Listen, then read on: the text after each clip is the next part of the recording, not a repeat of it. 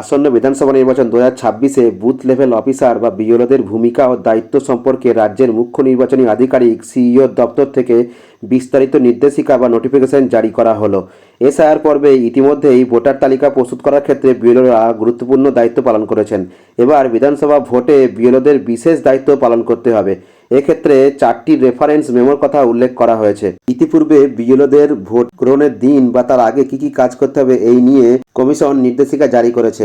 এই সংক্রান্ত বিষয়ে আমি কতগুলি ভিডিও পোস্ট করেছি আমার চ্যানেলে, আপনারা চাইলে ডেসক্রিপশন বক্সে গিয়ে সেই ভিডিওগুলি দেখে নিতে পারেন। তবে এবার শুরু থেকে শেষ পর্যন্ত একদম A to Z বিস্তারিত বলা হলো এই নোটিফিকেশনে। বিএলওদের দায়িত্ব বা কাজ সম্বন্ধে কি বলা হলো এই নির্দেশিকায় দেখুন। Distribution of voter information slip VIS, voter slip বিতরণ। বাড়ি বাড়ি গিয়ে ভোটারদের ভিআইএস পৌঁছে দিতে হবে। ভোটের অন্তত 5 দিন আগে ভিআইএস বিতরণ সম্পূর্ণ করতে হবে। শুধুমাত্র ভোটার বা তার পরিবারের প্রাপ্তবয়স্ক ভোটারদের হাতে ভিআইএস দেওয়া হবে।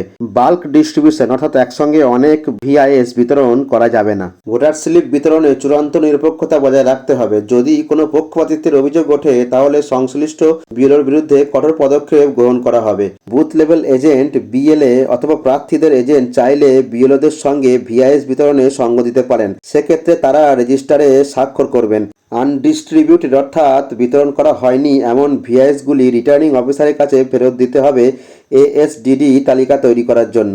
এরপর বলা হচ্ছে অ্যারেঞ্জমেন্ট অ্যাট পোলিং স্টেশন অর্থাৎ ভোট কেন্দ্র তৈরির ক্ষেত্রে কি আয়োজন বা ব্যবস্থা গ্রহণ করা হবে তার আন্ডারে কি কি বলা হচ্ছে দেখুন। বিএলও এবং সেক্টর অফিসার ওয়েবকাস্টিং এবং ক্যামেরা কোথায় বসানো হবে তার পজিশনিং ঠিক করার দায়িত্ব নেবেন। বিএলও এবং সেক্টর অফিসার সঠিকভাবে ক্যামেরা বসানো হয়েছে কিনা তা খতিয়ে দেখে রিটার্নিং অফিসারকে সার্টিফাই করবেন। বিএলও অথবা সেক্টর অফিসার পোলিং পার্টিকে ভোট কেন্দ্র স্থাপনে সহযোগিতা করবেন। ভোটিং কম্পার্টমেন্ট বা ভোটদান কক্ষে অতিরিক্ত আলো যা ভিভিপ্যাটে প্রভাব ফেলতে পারে সেরকম যাতে না থাকে তার ব্যবস্থা করবেন। ভোটের গোপনীয়তা বজায় রেখে পর্যাপ্ত আলো নিশ্চিত করবেন বিএলও।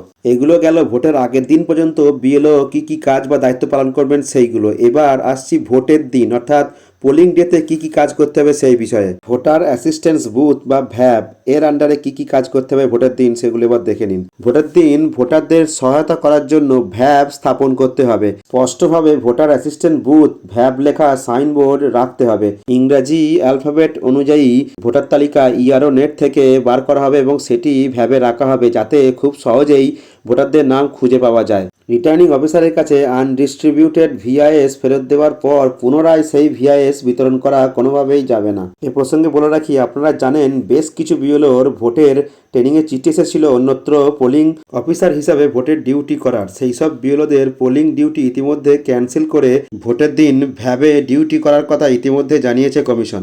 উপরের এই দায়িত্ব বা কাজগুলি ছাড়াও যে ভোট কেন্দ্রে ব্যাপক পরিমাণে মহিলা ভোটার বিশেষ করে পর্দাসীন মহিলা থাকবে সেখানে মহিলা ভোটকর্মী নিয়োগ করা হবে। ভোটের দিন বিএলওদের অন্য কাজে নিয়োগ করা যাবে না। বিএলও ভ্যাব অথবা পোলিং স্টেশনের প্রবেশপথে বসবেন এবং ভোটারদের শনাক্ত করবেন। পুরুষ বিএলওদের সঙ্গে প্রয়োজনে মহিলা স্টাফ এবং মহিলা বিএলওদের সঙ্গে প্রয়োজনে পুরুষ কর্মী দেওয়া হবে পর্দাসীন মহিলা সহ ভোটারদের শনাক্ত করার জন্য। এক্ষেত্রে কোনো প্রকার সমস্যা হলে বিএলও সংশ্লিষ্ট বুথের প্রিজাইডিং অফিসারের নজরে আনবেন বিষয়টা। এ বিষয়ে ক্লারিফিকেশনের জন্য নির্বাচন কমিশনের উপরের রেফারেন্স ইনস্ট্রাকশনগুলি রেফার করা যেতে পারে। এই ইনস্ট্রাকশনগুলি প্রত্যেক বিএলওকে কঠোরভাবে পালন করতে হবে। দায়িত্বে কোনো প্রকার গাফিলতি হলে আইন অনুযায়ী কঠোর ব্যবস্থা গ্রহণ করা হবে। সুতরাং ভোটের বেশ কয়েকদিন আগে থেকে শুরু করে ভোটের দিন ভোট শেষ না হওয়া পর্যন্ত বিএলওদের বেশ কয়েক দফা কাজ বা দায়িত্ব পালন করতে হবে এবারের ভোট প্রক্রিয়াতে, তা এক প্রকার স্পষ্ট হয়ে গেল কমিশনের এই নির্দেশিকাতে। বিধানসভা ভোটের যাবতীয় আপডেট পেতে চ্যানেলটিকে অবশ্যই সাবস্ক্রাইব করবেন এবং পাশে থাকা বেল আইকনটি প্রেস করে দেবেন যাতে করে চ্যানেলের সমস্ত ভিডিওর নোটিফিকেশন আপনাদের কাছে পৌঁছে যায়। ভিডিওটিকে ভালো লাগলে অবশ্যই কমেন্ট বক্সে আপনাদের মূল্যবান মতামত লিখে জানাবেন এবং ভিডিওটিকে প্রচুর পরিমাণে লাইক এবং শেয়ার করবেন। ধন্যবাদ।